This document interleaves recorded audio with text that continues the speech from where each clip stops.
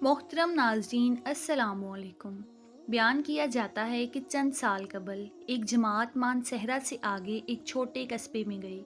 इस जमात में एक शख्स डॉक्टर नूर मोहम्मद था। इनका बयान है कि मस्जिद से बाहर इधर उधर काफ़ी लोग फारग बैठे थे। हम लोग इनके पास गए और मस्जिद में आने की दावत दी ताकि वो तालीम में शरीक हो सकें।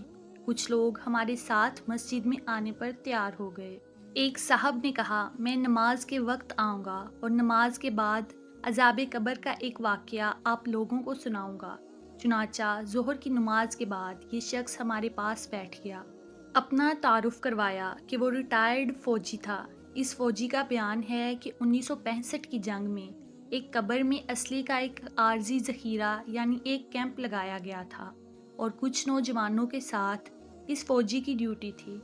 दिन का वक़्त था और कोई ख़ास काम नहीं था। चुनाचा इसने कब्रिस्तान में घूमना शुरू कर दिया।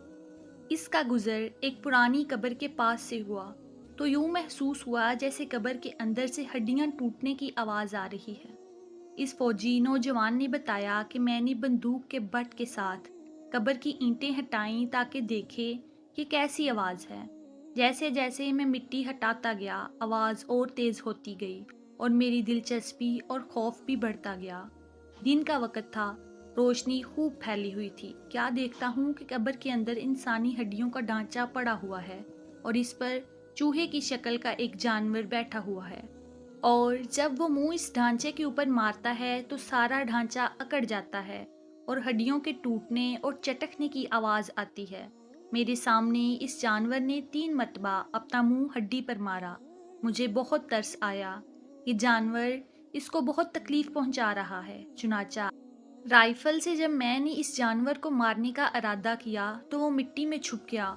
थोड़ी देर बाद वो जानवर कब्र से निकलकर मेरी तरफ लपका और मेरे ऊपर ऐसी दहशत से सवार हुआ कि इसे मारना भूलकर अपनी जान बचाने की खातिर भाग खड़ा हुआ।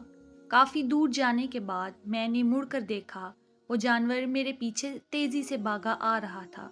करीब ही पानी का एक गड्ढा था। इस जानवर से बचने के लिए मैं इस जोहड़ यानी घड़े में दाखिल हो गया। मैंने पीछे मुड़कर देखा, जानवर जोहड़ के किनारे पर आकर रुक गया और कुछ देर के बाद इसने अपना मुंह पानी में डाल दिया। यकदम पानी खोलने लगा। मैं भागकर जोहड़ से निकला। मेरी टांगें जल रही थीं। बहुत सी जिल्द सुर्ख हो चुकी थी और आबले पड़ चुके थे। दर्द की शिद्दत से मेरा चलना मुहाल हो गया था। मैंने अपने साथी को आवाज़ दी तो जब मैंने पीछे मुड़कर देखा तो कुछ न था, बल्कि वो जानवर गायब हो चुका था। चुनाचा मुझे एबटाबाद की हस्पताल में दाखिल करवा दिया गया और फिर वहाँ से रावलपिंडी के बड़े फौजी हस्पताल में मुंतकिल कर दिया गया। मेरी टांगों का गोश्त गलना शुरू हो गया था। हर वक्त बदबूदार पीप और खून रिसता रहता था। किसी इलाज से अफाका नहीं हुआ, मगर मर्ज बढ़ता गया। जैसे जैसे दवाई लगती रही वैसे वैसे जिस्म से गोश्त अलहदा होता गया। इस वक्त दोनों टांगों की सिर्फ हड्डियां बच गई थीं। गोश्त आहिस्ता आहिस्ता गलकर अलहदा हो चुका था और हर वक्त मुर्दा सी बदबू आती रहती।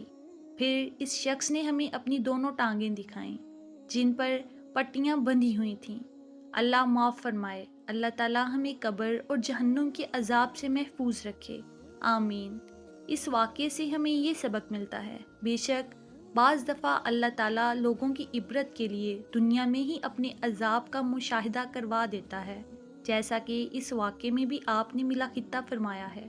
अल्लाह ताला हमें अमाल सालिहा करने की तौफीक अता फरमाए। आमीन। उम्मीद है आपको आज की वीडियो पसंद आई होगी। मज़ीद ऐसी इस्लामी और मालूमाती वीडियोज़ देखने के लिए मेरे चैनल को सब्सक्राइब करें। शुक्रिया।